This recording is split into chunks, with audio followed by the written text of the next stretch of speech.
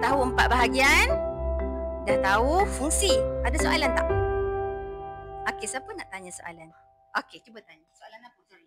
Cikgu, macam mana akar boleh menyerap air? Okey, soalan dia macam mana akar boleh menyerap air. Okey, hari ni kita nak buat satu projek yang simple. Siapa nak buat projek tu? Angkat tangan. Okey, jom kita sediakan bahan-bahannya. Okey?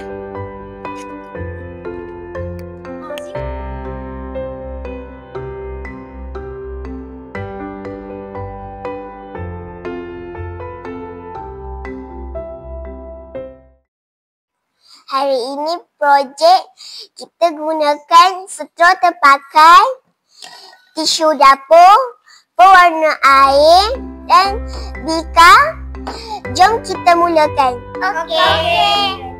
Kita lipat tisu seperti kipas.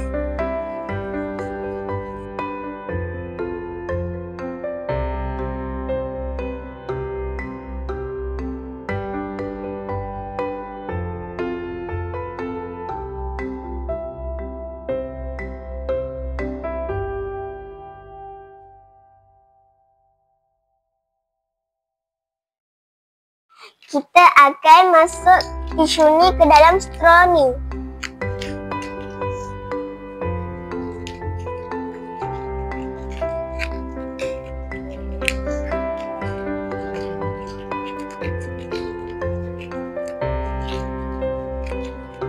Menjadi seperti ini. Kita membuka tisu ini berhati-hati seperti bunga.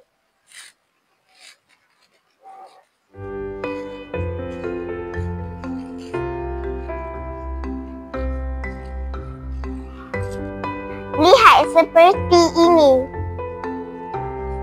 Kita akan tuangkan air pewarna ke dalam bika.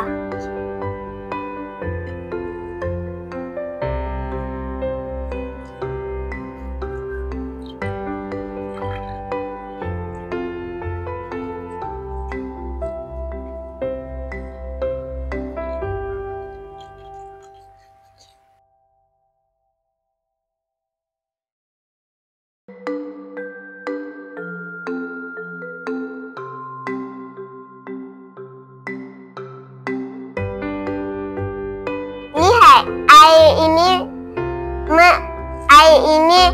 naik ke atas akan menyerap air. Lihat, inilah hasilnya.